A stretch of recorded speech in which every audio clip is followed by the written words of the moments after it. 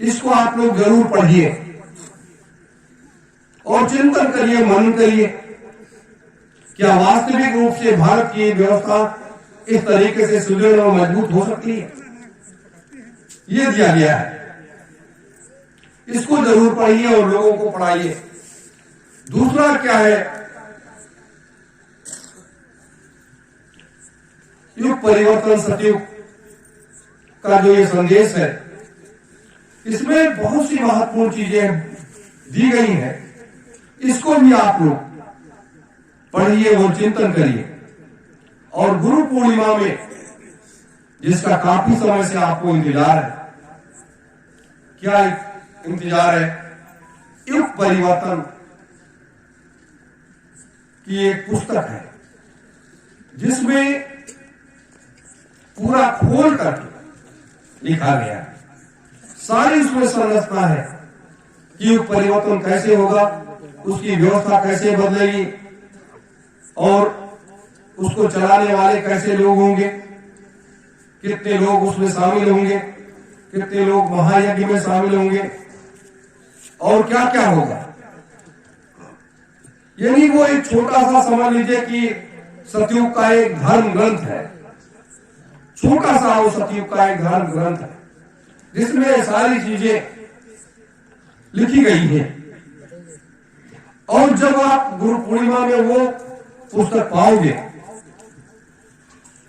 तब आप ये समझ में आएगा कि ये लोग क्या कर रहे थे और क्या नहीं कर रहे थे।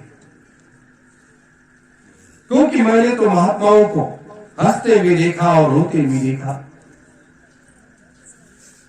उनके रहन बहन सहन को सब मैंने देखा है।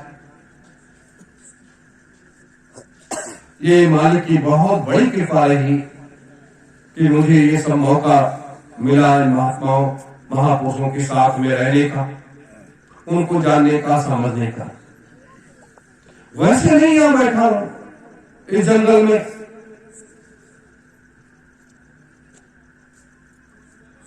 वैसे नहीं बैठा, एक लक्ष्य उद्देश्य लेकर के हम चल रहे हैं। आप सब लोग साथ में चल रहे हो, हमारी माताएं, बहनें, बच्चे और बच्चियां, नौजवान, सब लोग कदम से कदम मिला रहे हैं। जैसे इस रात्रि की वेला में, रात्रि हो गई, मौसम ठंडा है, कल भी ठंडा था, आज भी है, आप लोग बैठे हुए हैं, मेरे एक एक शब्द को सुन रहे हो।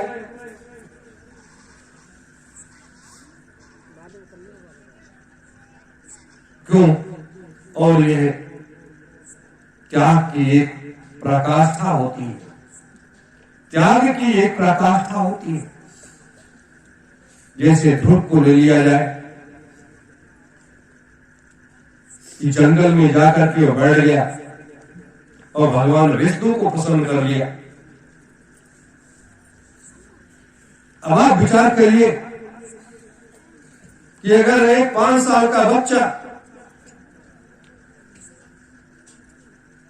ब्रह्म रूपी सत्ता भगवान विष्णु को प्रसन्न कर सकती है,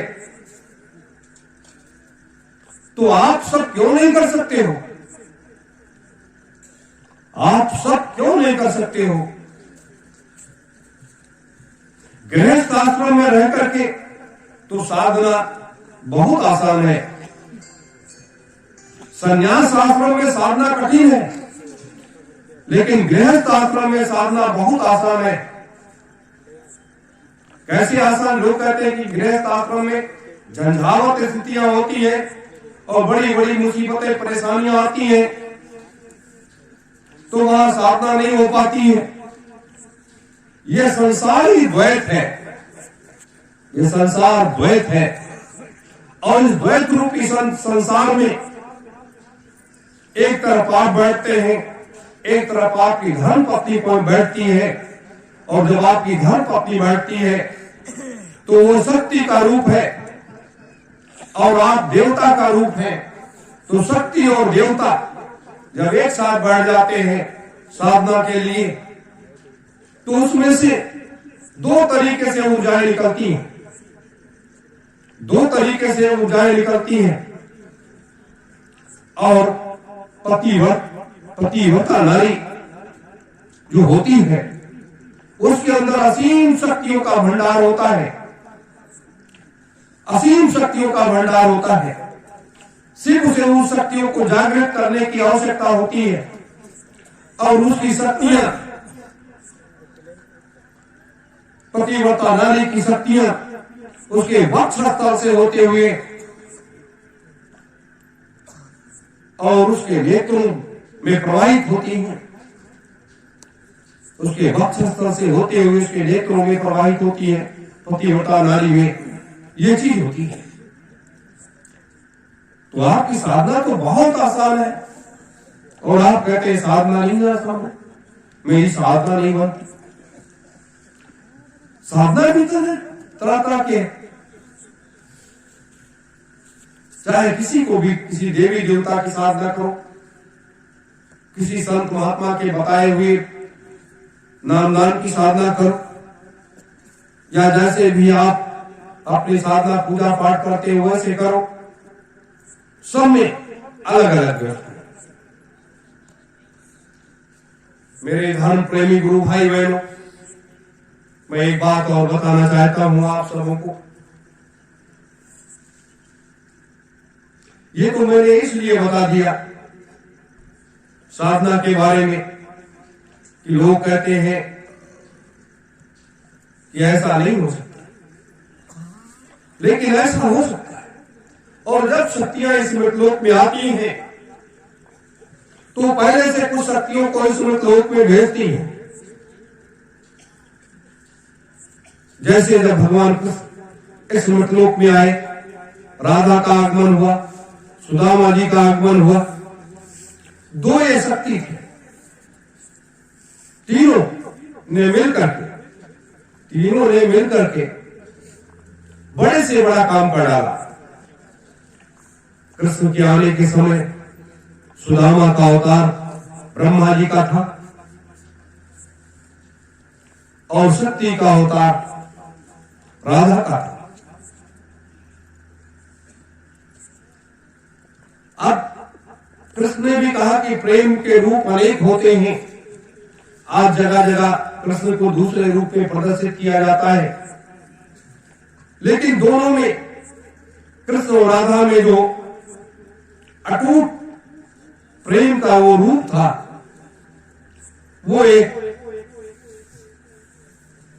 मां और बेटे का प्रेम का था, लेकिन उसको लोगों ने दूसरे तरीके से प्रस्तुत कर दिया।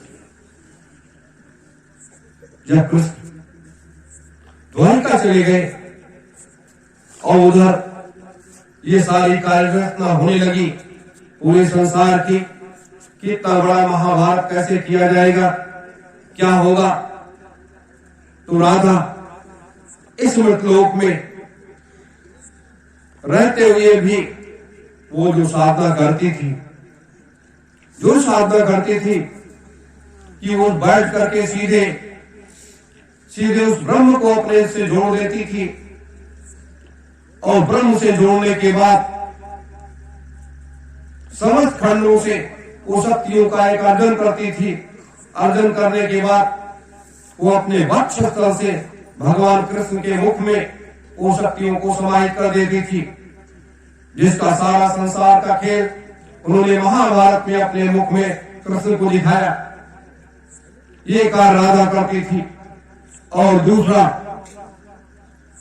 ब्रह्मा जी के रूप में सुदामा जी अपनी उस साधना, उस भक्ति का एक संचार जो करते थे, क्योंकि बिना शक्ति के इस मृतलोक में कुछ कोई कर ही नहीं सकता है। अब जिसने समस्त जीवों का निर्माण किया हो वो ब्रह्मा इस मृतलोक में दर दर भटक रहा था, क्या क्या कर रहा था, और दोनों में अगाध प्रेम भी था। कृष्ण और सुदामा का प्रेम अगाध प्रेम था। कृष्ण जो है, सुदामा कृष्ण की पूजा करते थे और कृष्ण किसकी पूजा करते थे, क्या आपने जाना है? कई ग्रंथों में है कि कृष्ण किसकी पूजा करते थे, वो किसकी पूजा करते थे? दुर्वासा जी के द्वारा दिया गया नामदान या संदीपन ऋषि के द्वारा दिया गया नामदान। नामदान को संदीपन ऋषि ने दिया था। दुर्वासा जी ने तो सिर्फ राजनीतिक पैतरे बताए थे उनको कि कैसे कैसे आप पार पाओगे और क्या क्या करोगे और कहां कहां क्या खेल तमाशा होगा। संदीपन ऋषि ने एक ही नाम दिया था और उसके बाद कहा था जब ये महाभारत का काल इस लड़ाई को आप जीत लोगे, उसके बाद फिर उस 5 नाम को कहा था कि इस 5 नाम को इसके बाद आपको करना है, क्योंकि आपके द्वारा फिर तमाम चीजें ऐसी हो जाएंगी जो आपके ऊपर पाप और पुण्य का खेल इस मृतलोक में चलना शुरू हो जाएगा। तब आप क्या करोगे? उसे बचने के लिए कृष्ण को भी यहाँ नैमिष में आकर के इस सतयुग तीर्थ की पावन धारा पर यज्ञ करना पड़ा, राम को करना पड़ा, कृष्ण को करना पड़ा, इंद्र को भागना पड़ा, यही आना पड़ा। कौन कौन नहीं आया? सब आए यहाँ पर।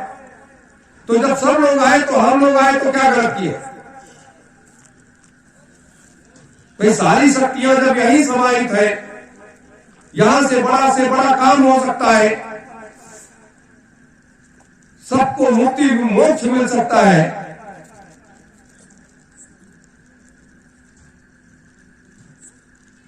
तो सुदामा जी कृष्ण की आराधना करते थे और कृष्ण सुदामा जी की ओम ब्रह्मदेवाय नमः, ओम ब्रह्मदेवाय नमः उसकी साधना करते थे। सोचो, वो उनको पिता कहते थे, वो उनको पिता कहते, वो उनको सखा कहते थे, वो उनको सखा कहते थे।